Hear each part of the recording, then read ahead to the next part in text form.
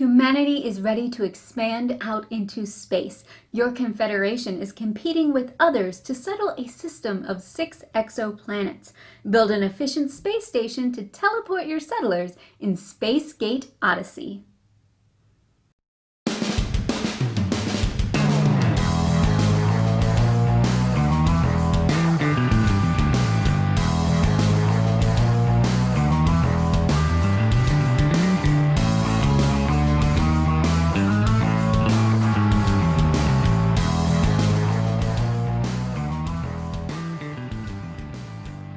Welcome to Tantrum House Studio D. I'm Melissa Delp. And I'm Kevin Delp. Spacegate Odyssey is an action selection tile placement game that takes about 90 minutes to play. It's published by Ludonaute, and they sent us this copy to review. Let's look at the components.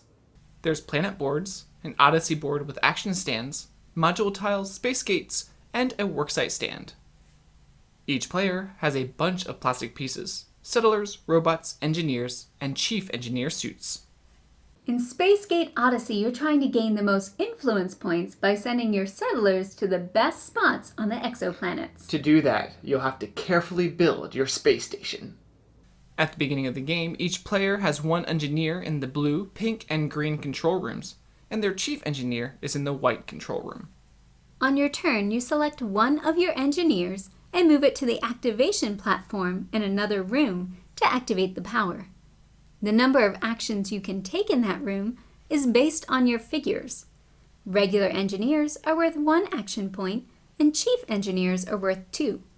You can also have robots that are worth 1. So with these engineers, I could take 2 of the green actions.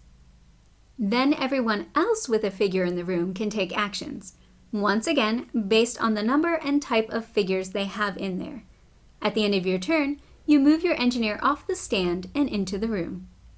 Here's a quick look at the types of actions. In the white room, you get to draw new modules for your space station. For each action point you have, you can draw a tile from the worksite.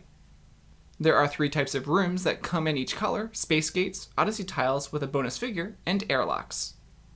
When you add a tile to your space station, it has to connect to one of your rooms, and you place it face down in the off position. The blue, pink, and green rooms all work in a similar way. Each action point lets you move one of your settlers into an adjacent room of that color. If you move into a room that's off, you turn it to its on side and remove the settler. Your goal is to fill your Spacegate rooms. When you do, you get to transfer all your settlers to the exoplanet with the matching gate. You're going to be losing settlers from your station as you open new rooms and send them to planets, so you're going to have to find a way to gain new settlers. When you activate the yellow airlock room, you can fill 1 airlock tile with settlers for each of your action points. So as you're managing everything, don't lose sight of the goal: influence points. Each planet has a condition that causes it to close and then score. This one is simple. Once all the spots are filled, you get 2 points for each settler you have on the planet. Some of the other planets award points based on area majority. You'll keep track of your score on Hawking. Basically, for every 10 points, you mark it with a specific type of figure, reducing your overall supply. Once 5 planets have been scored, the game ends, and you take care of endgame scoring. For each color room, the person with the most activated tiles of that color scores points based on this track. There are ways during the game to adjust the order of the tokens. You lose 1 point for each open corridor in your space station. The winner is the person who's highest on the government track. Basically the person with the most points. And that's probably the player who made the most of their actions and built the most efficient space station.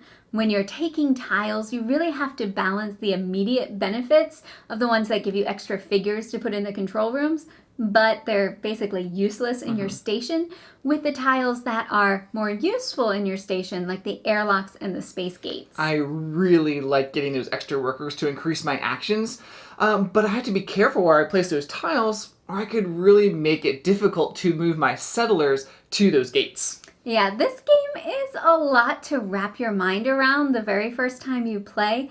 The actions are pretty simple. You move one figure to another room and take the action, but it's those ramifications of the decisions that especially with how you build your space station that take a while to understand. Thinking through the benefits and the consequences could be difficult for someone who has a hard time making choices, especially if where they're going makes them have a lot of actions. Mm-hmm. And you also have to think about how your choices are benefiting other players. Maybe I want to take an action in the blue room, but Kevin has a bunch of figures in there, so he's also going to get a bunch of actions. So the best thing to do is to find an action that will benefit you without helping the other players. There's an optional token you can play with that lets you rearrange your space station. This really helps when you're learning the game.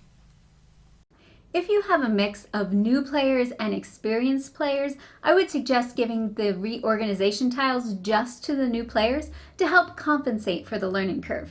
Now, while this game isn't a traditional engine building game, it does sort of ramp up. You start slow as you gain new workers to add to the control rooms and as you gain tiles for your space station, and then it really speeds up. So it sort of has this timing aspect, sort of like in Dominion, where you're moving from building to acquiring points. I like that the game has a lot of variability. There are 8 different planets, but you're only going to play with 5 each game. And also the tiles are going to be randomized. So it's going to be a different combination of options each game.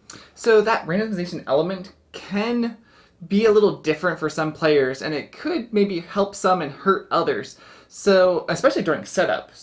But in the white room, you can take an action to move one of the tiles from one of the tile rooms down to the bottom, hopefully getting you better options for your space station. The box art from Vincent Dutray looks really cool, but there's hardly any other art in the game. The planets do look good though. The other fun thing in the game is the translucent meeples, the way the engineers fit inside the hollow ones, and the robots look like Daleks from Doctor Who. We've been able to play the game at several different player counts and think that it scales well. The planets are double-sided for a side with a lower player count and then one with higher player count, and they have different conditions on them. Now the game is going to take a little bit longer if you're playing with more players, but it still seems to move fairly quickly and you're going to be able to do things most likely on other players' turns as well. And someone with analysis paralysis could bog the game down a little bit. True, but I still enjoy the thinkiness and the puzzliness of the game. There are complex decisions and strategies, but there is also some uncertainty with which tiles are going to be available and what the other players are going to activate on their turns. Yeah, and actually reading what the other players are doing, you could really set yourself up to do well on their turns. And I really like how this game reminds me of games like Puerto Rico or Race for the Galaxy with the follow mechanic. And I think this takes it to a whole nother level. So if this sounds like something you would enjoy, check out Spacegate Odyssey from Ludonaute at your friendly local game store. And we would love for you to subscribe to Tantrum House.